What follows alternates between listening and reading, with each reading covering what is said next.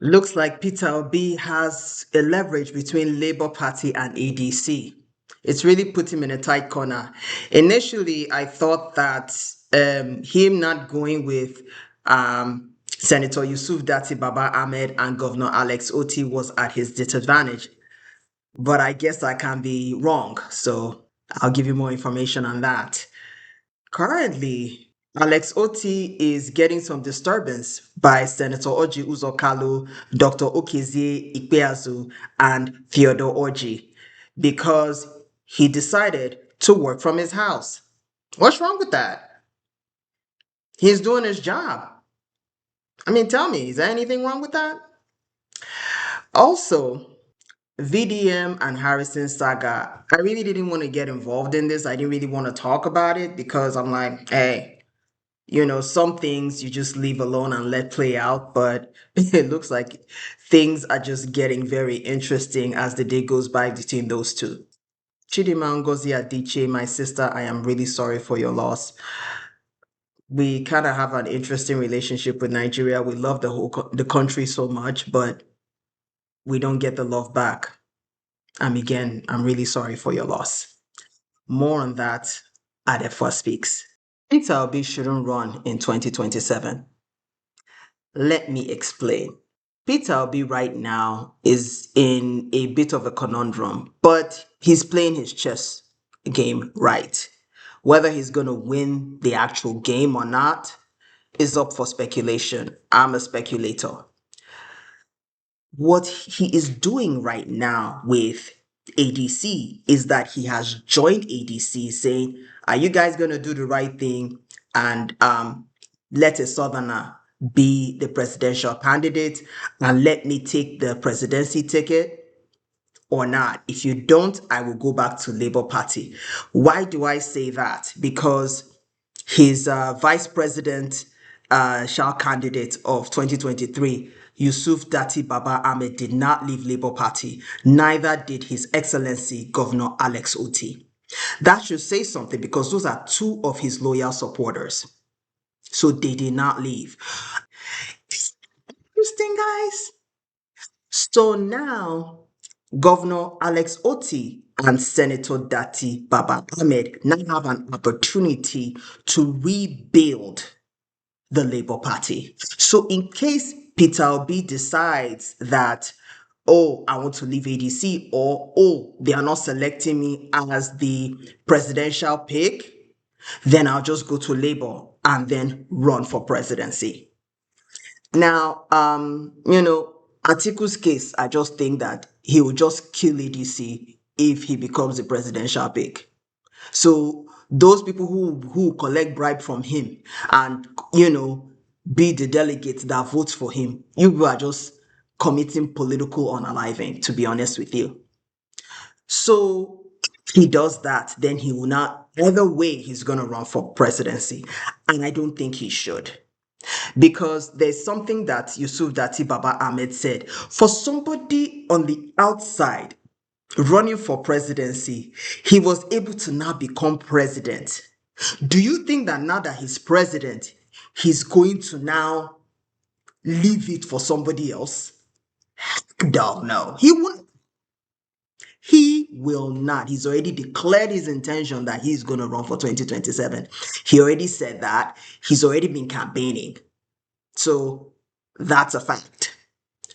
So now, if he decides to run for office, the opposition is split. It will be between ADC and Labour. And then the incumbent is now going to be running. Like I said in many videos ago, the incumbent has the security agencies. The incumbent has INEC. The incumbent has the judiciary. I'm so sorry for people who I love that are judges. It's the truth. So they have it. So if what I think Peter Obi needs to do is that he needs not to run in 2027 and he needs not to run in 2031. And I'm sure people are like, why now? Won't he be old as dust? Yes, he will. Biden was old, Trump old, Tinubu's old, so it's just making sure that you're lucid. Because I feel like um Obi would really transition the country to having younger people to run the country after him. Because there's a critical mass. In 2031, my son, he's 12 now. He's gonna be 18. Because in 2023, I said, wow, my boy is gonna be 18 by the time it's time to vote again. So he will be eligible to vote. So now, if you're able to groom young people from then and then groom them as they're going into their early to mid 20s, and then some of the earlier Gen Alphas will be going into their 30s, you are now able to groom another critical mass of young people. And then the Gen Zs will have had, a lot of them are getting married at this point. A lot of them are beginning to have children. They are going to be more grown. They're going to be in their mid 30s, early Gen Zs going into their 40s. So then you're able to really, you now have a critical mass of younger people. So not only Gen Zs, you have Gen Alphas. So, as you're grooming all these young people and a critical mass of people that are against the government, that are against, the dismal indices that we're having right now, you are able to now empower them. So, by the time the northerner that you have groomed and you have worked on becomes president, by God's grace, by the special grace of God, becomes president from 2031 to 2039. If he does not become president, you are still grooming young people from 2031 to 2039. You're not grooming them, and you're also working with current politicians that are in power at the moment, brokering favors, brokering deals, talking to people. By the time you do that, you're not able to have a critical mass for when you're running for office for 2039. That's just what I think. Because right now, I don't see it happening. I just don't. I Your ideals, you have, changing Nigeria from consumption to production to help the economy. You first need to secure the country before you attract investment. Like, you really have some good points in terms of what your plan is for the country. You have to realize this. I've really understood this, especially from American politics. A lot of people start politicking. When you get into office, it is people in the Niger Delta suits and people in the English suits. Some of them don't even look like you, will call you to an office and give you classified information that may impede your progress.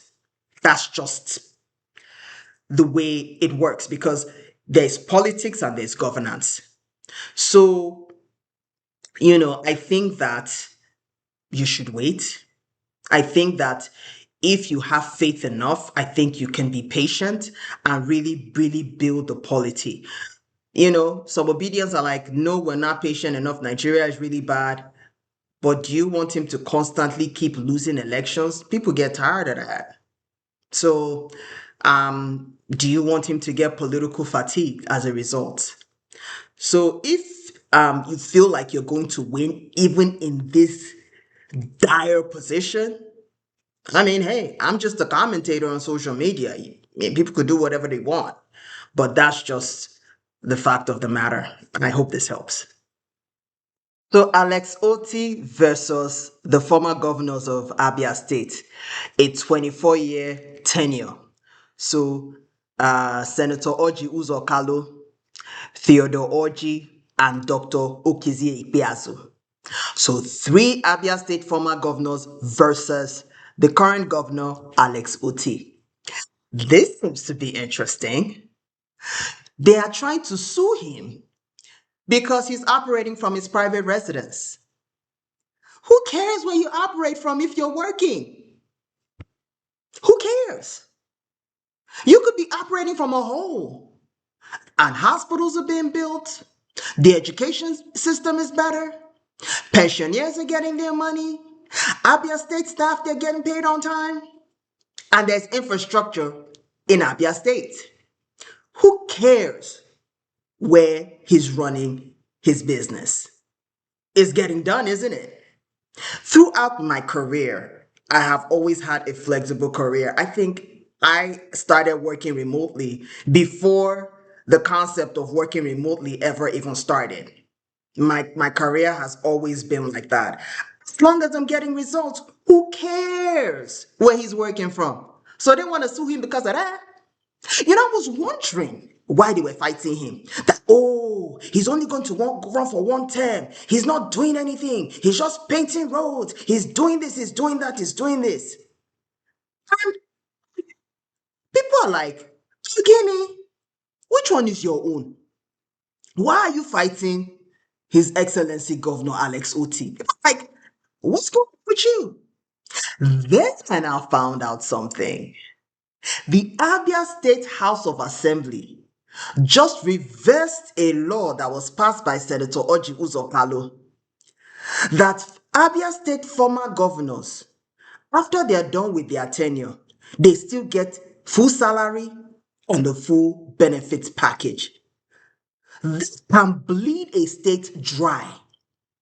That can be a whole chunk of the Abia State budget. So you'll be paying the governor full salary, full benefits. Does that make any sense? No, it does not. So because of that now, they are fighting him. Oh, he's not doing any work. Oh, he's not doing this. Oh, he's not doing that. Do you know what this reminds me of? In the book of Nehemiah, remember Sanballat and Tobiah? When Nehemiah said, look, Jerusalem is in ruins. He went and told his Oga where he was working, please, I want to go and rebuild the wall in Jerusalem. Because where I am from is in ruins. The wall is just down. We're vulnerable. Let me go and build the wall. Let me get the resources I need and build the wall. This the guy was building the wall. Oh. Sanballat and Tobiah came. Nehemiah, calm down. Let's talk. Talk about what? I'll put the scripture here. Nehemiah said, nobody's going to bring me down from that wall. So that is what I recommend His Excellency Governor Alex Otti. Don't even respond. Those people, what they deserve is just silence. Let the people that you are working for, let them speak for you. You don't even have to say anything to these ones. Don't say anything. Let the citizens, the civil society organizations, and other stakeholders, let them speak on your behalf. Because like you said in one of your speeches, empty vessels make the most noise. People are just beginning to insult the last three governors. So all this time, you people have not been doing anything. Roads dilapidated, everything in ruins. And then now, a governor that's actually working. Yeah, you're doing background, background, background. And then Doris Ogala, Doris Ogala, Biko, you are a very controversial figure right now because of your case with Pastor Chris. We've not negated your complicity with Pastor Chris. We are just like, okay, you are bringing Pastor Chris down. Just stay in that lane. Finish that task. Leave this whole Senator Orji Uzokalo alone.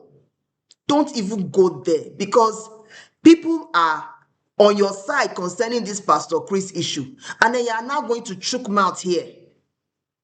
His Excellency Governor Alex Otti has been working. He's been working.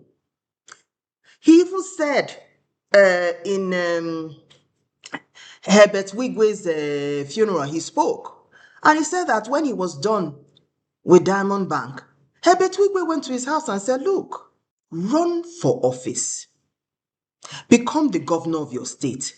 Let us show them how it's done. Now that Alex Otti is showing them how it's done now, they don't want to see how it's done. They want to remove him from office so that they can continue their impunity and corruption, Abby. They can continue looting the Abia State Treasury, Abi? No. Please, I beg you three. Your reputation is already shaky. Just fade into the background. Governor Dr. Okezi Ekpeazu, you're about to be ambassador. Just face that side now. You're about to be ambassador. Haven't you been confirmed by the Senate? Just face that chapter of your political career.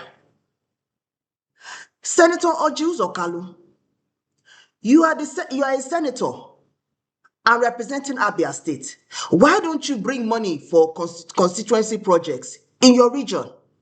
Why just face that instead of trying to come and face a governor that is actually working for his people? He's a people's governor.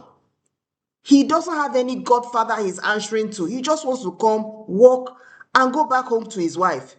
I saw him and his wife at an event. His wife just looked tired. She looked over it. It's like she's not somebody that I just perceive her somebody that's not really seeking for all this kind of validation or anything. She's just doing this to support her husband. Like, oh God, I beg, event he choke. I'm tired. So it's not something that they need. It's something that they are doing as a thing of service. Alex Otti was the MD of Diamond Bank. He's not small chump change. Him and my governor, the Enugu State governor, Pitamba. Pitamba is not somebody small. Neither is Alex Otti. So, I beg, they just want to walk and go. They just want to walk, just leave our governor alone. Because if people decide to face you now, you start saying, social media, there need to be a social media bill, this. You are finding trouble. We don't look for trouble, oh. Just stay where you are. Sambalat and Tobiah. His Excellency Governor Alex Otti is building a wall. Allow him to work. Things are really, really heating up in River State. There has been impeachment proceedings by the State House of Assembly against Governor Similaye Fubara and his deputy, Ngozi Udu. This is a really interesting turn of events. It started on January 8th. The impeachment proceedings started, and the APC chieftains are really talking to Wike, telling him to focus on his priorities in FCT. As you know, there's been a lot of things going on in FCT, i.e. kidnappings, robberies, etc. And Ian Wike is busy politicking in River State. So I believe that this is his biggest trump card. And from my understanding, President Bola Ahmed Tinubu being absent for over 45 days, that's another discussion, has sent sources to tell Wike that, look, focus on what you're doing in FCT. You're doing a really good job there. Focus on that because, he's pretty much trying to tell them that, do you want this job? And I was talking to a source who has been in PDP for a very long time. He says, look, Wike is coming in gloves swinging. He is not going to give up. And he is not going to let himself go into oblivion. He'd rather die swinging. So this attempt is just another trump card going to after Similaye Fubara because sources have said that Wike is saying that if Similaye Fubara gets re-elected second term, he will be counted irrelevant and he is politically annihilated. So he's doing everything possible for Similaye Fubara not to get a second term. So Sim Fubara traveled out to go and meet the president to say, hey, they're trying to impeach me. And then all of a sudden, the whole strategy of power, 48 laws of power, divide and conquer. So now two of the members of the State House of Assembly have come out saying, hey, we want peace. They've withdrawn their support for the impeachment proceedings. So this is really heating up really good. And Wike is now putting out that, look, Tinubu cannot betray him. He spent $50 billion to get Tinubu elected. Sources are saying that he's apologizing to Peter Obi for betraying him, that, it was really Peter Obi that won the election. He's going to bring out all the tea. This is my opinion here. Who told you we didn't know that there were some discrepancies in the election results? Who told you we weren't aware? We were fully aware, the citizens. So what you're telling us is nothing new. You're just kind of disclosing the how and the process on how it was done. We just saw the results. And we know that you, Nyesom Wike, you own the judiciary. You're able to, manipulate that process. Besides, your wife's a judge. So this process is heating up. We really need you to go back to work in FCT and allow Similayo Fubara to run his term. Let's know whether or not he's a good governor or not in River State. Let the people of River State know, is this man a good governor? Do we want to re-elect him or not? But you're not even giving him room to govern. He's fighting, he's putting out fires everywhere. I mean, we realize that currently, based on how it looks, you're a political orphan. You're not in PDP, technically, and you're not in APC, and you're not in ADC or any of these parties. So this is my advice to you, Nyesom Wike. I think you should go back into the background, work for President Tinubu, be the FCT minister, and re-strategize. Maybe move to a new political party and start from there. But you don't want to do that, do you? But the thing is, you allow your ego prevent you from looking at futuristic politics. It's like you act on impulse, you act on the moment. Let's give an example. You said you didn't believe in godfatherism. When Ambode was fighting the powers that be in Lagos so that he can govern, you spoke and said that he should keep fighting, that you don't believe in godfatherism. You said that when Obaseki and Oshomole were going through their tussle. You said you didn't believe in godfatherism. Those sources are out there. But now you want to be a godfather in River State. You can't contradict yourself like that, because the media doesn't forget. It does not forget. Because, you have said a lot. And people can always refer to what you're saying. Like, for example, from the way you are operating, you were PDP during the day and APC at night. And when somebody asked you during the presidential election and during that campaigning period, they asked you, would you ever join APC? You said, how can I jump from frying pan to fire? Now you don't even have a frying pan or a fire to jump to. So as this thing is heating up, I know that Wike is not gonna stop. He's not gonna stop. And the only thing that can stop him, the president can't stop him. Already we're seeing that based on Wike's private jet, that EFCC is gonna start probing him, allegedly. So that's already heating up. So you can't be stopped. But do you want to quit now or quit while you're ahead? People are saying, oh, Wike, you can't underestimate him. He's powerful. He knows grassroots politics. He's everything. Look, sometimes you got to know when your time is up. I'm a grassroots organizer. Sometimes you got to know and realize the power shift and then go back and re-strategize to get back in power. But ego is not allowing Wike to do that. And Similayo Fubara right now, he has the ace card. He has the ace in a hole. He has the trump card because he is in charge of APC. And PDP Wike, you're not in charge of PDP. Now you going and doing all these consultations with different traditional rulers that you disrespected in the past and trying to talk to them and do consultations and tell them to stay out of politics. You did that. And now things are just going against you right now. So that impeachment you were trying to do, it's failing. So go back, re-strategize, and come back. There's nothing wrong with doing that. That's the same thing Oshomole did. Take take it from Oshomole's playbook. He went out swinging against Obaseki. It didn't work out because Obaseki was governor.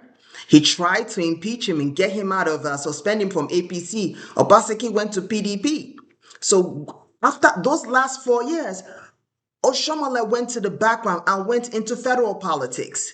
Went and supported Tinubu, went and backed him up, and then came back to Edo State, saw the opportunity and the cracks that were going on in PDP in Edo State, and came in with his candidate and has taken back Edo State. So you're not thinking. Oh, Yensun Wike, you're not processing political strategy. You got to take your ego and lock him in the toilet for right now. And then come with an independent mind. Come with independent thinking. Right now, Fubara has the trump card. So you now got to go back, refocus, and regroup.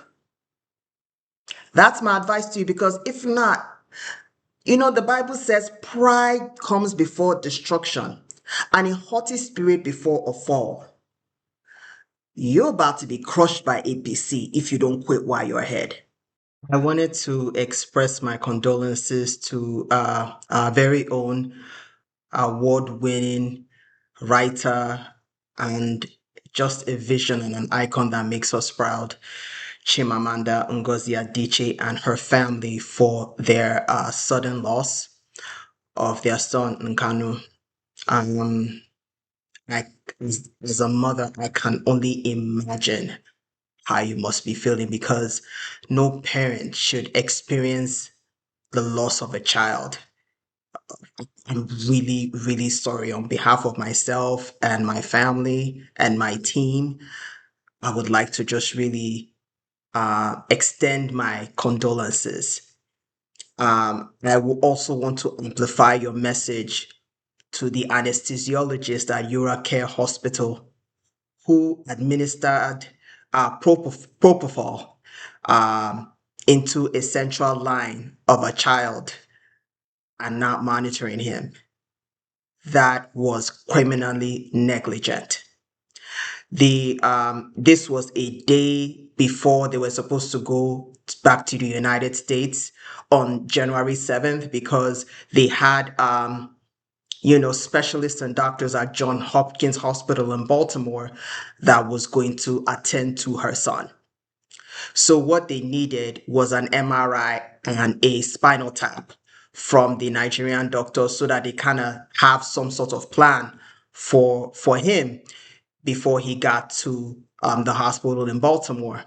So the hospital they initially went to transferred them to Eurocare Hospital. And what they did was they said, okay, so to prevent the baby from moving during the MRI, we're going to administer some anesthesia to him, to just make him sleep. The anesthesiologist now put too much propofol. And then before he knew it, he was convulsing. And then they just carried him and took him to the OR. And before they knew it, he was gone. This is such a sad state of medical negligence in Nigeria. I can also talk about my own experience, but I will not talk about it here in this video. I am really, really sorry for your loss, and I'm sorry that those of us that have a relationship with Nigeria, loving Nigeria so much, Nigeria tends not to love us back because of the lack of healthcare facilities, the negligence in our government prioritizing healthcare for its citizens. This is Chidinma Ngozi Adichie. It's just sad. We just experienced Anthony Joshua not having the right emergency care services for him and his friends when they had that ghastly accident on the road on Lagos-Ibadan Expressway. We can't keep having these kind of stories. I just heard now from Justice Crack that there were not enough doctors to make sure that the nerves and the muscles in his brother's leg didn't die by the time he went to the OR. We cannot continue. And then you have doctors going on strike because they're not getting paid and they are not getting their right gratuities. This has to stop. It has to stop.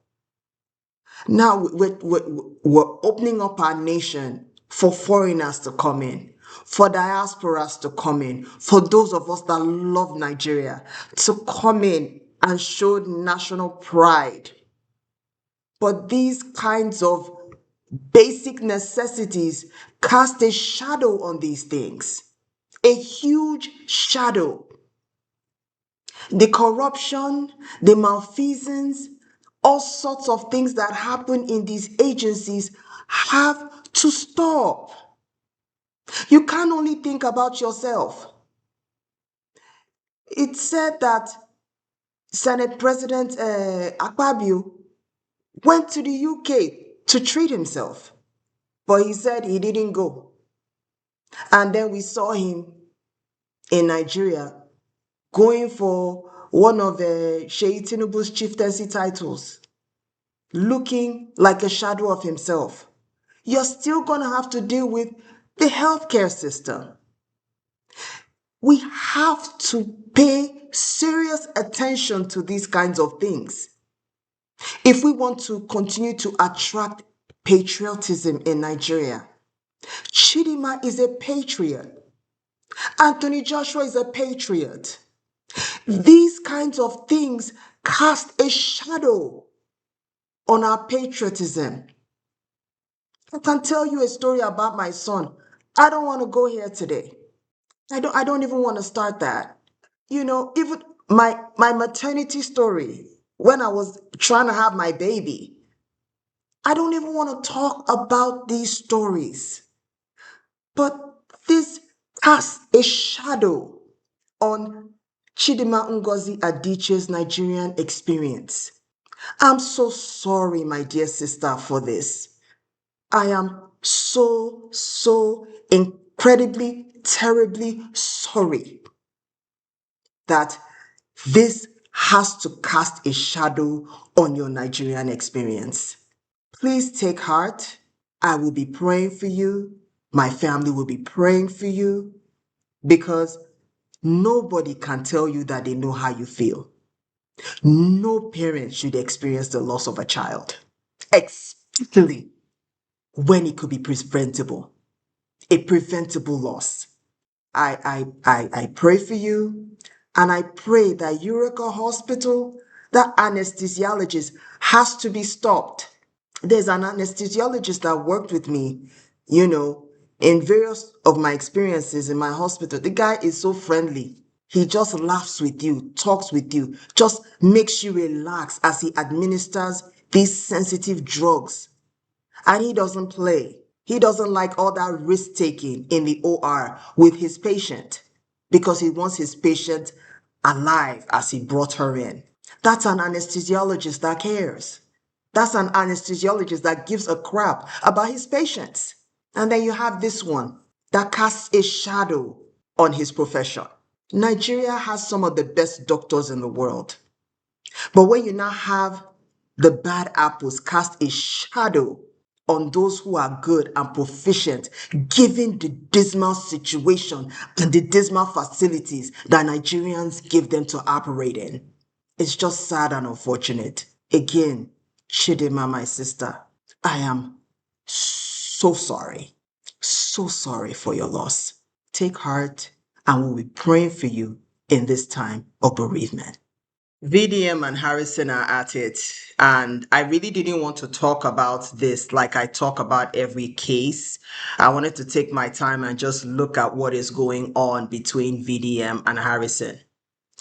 Now, from my understanding, VDM really didn't get on Harrison's case like that. I mean, he talked about it in the past, but there was a case that came where a woman and the husband were kidnapped, and Harrison was the mediator.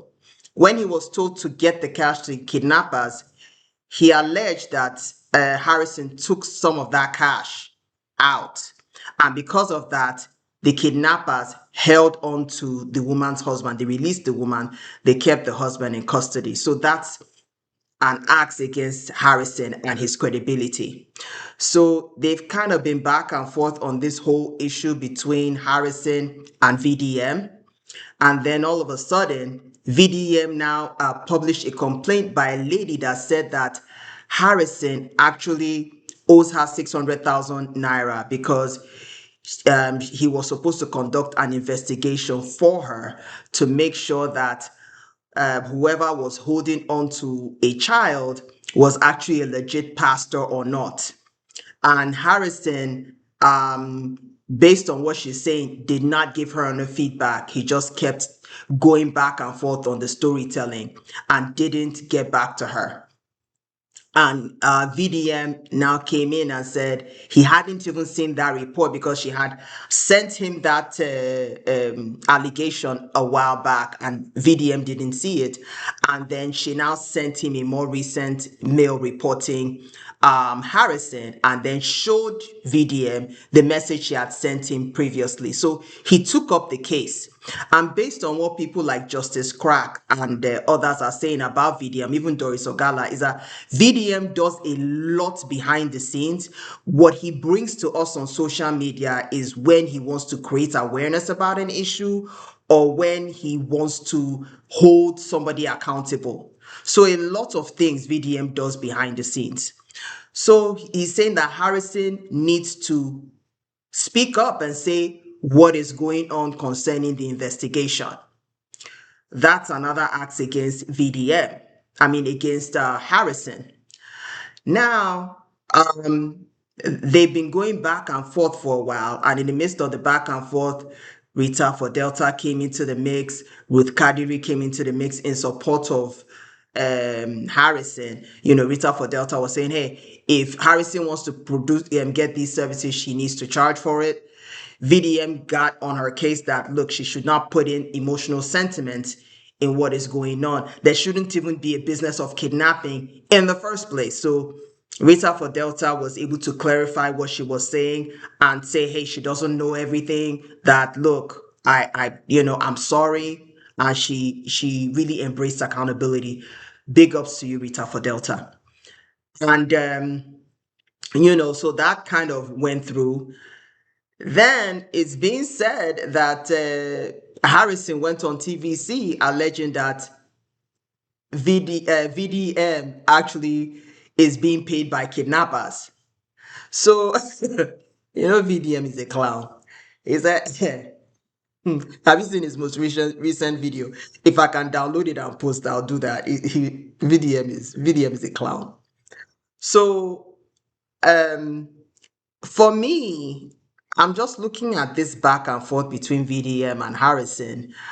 Um, Harrison, you just got to be credible. People are reporting you. And VDM is on is people report cases to him. He investigates the case behind the scenes and then he begins to come in. And VDM has created credibility in his wake. And from the looks of things, you're not looking credible, Harrison. From the way things, I didn't want to say anything. I don't, how some people just jump into clout. Oh, let me just chase clout. Man, my dear, I'm a career woman. I'm married. I have a business. I have kids. I don't have the time to be chasing clout. It's too exhausting. So it's better there's the stories I can take, I take. The ones I can't take, I don't take. Because I don't have that kind of time. So I've just been watching. And Harrison, your credibility is in question. Don't end up like Nedu. Don't end up like Jenny's glue. You want a situation where you are without reproach. And because of the way your credibility is, it's a bit difficult to do. So, and VDM even said in one of his posts saying that some people have begged him behind the scenes to squash Harrison's case, that he will pay back everybody he owes, he will clean up his act, that VDM should let it go. I have told y'all Negroes, stop sending VDM a DM to do stuff like that. He ain't gonna do it. In fact, he's just gonna poke fun at it. Don't do it. Don't do that. Don't do that. So the way it's going right now, VDM now Sunday. When he comes after you, you don't want to be in VDM's bad books. Because, hey, one thing I can identify with VDM because we are both from Edo State. We Edo people, we be Osunde, we dey craze. We no get sense.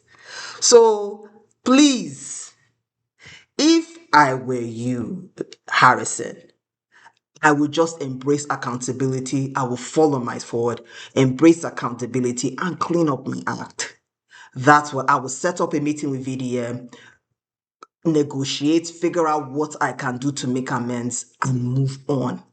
Otherwise, this story, it will not end. Though. Justice for Mohbad. VDM is still on justice for Mohbad. Though. He will bring it up again. So, if I were you, Harrison, just embrace accountability, set up a meeting with VDM, try to just clean up your act and, squash this, because based on what you've been doing good work.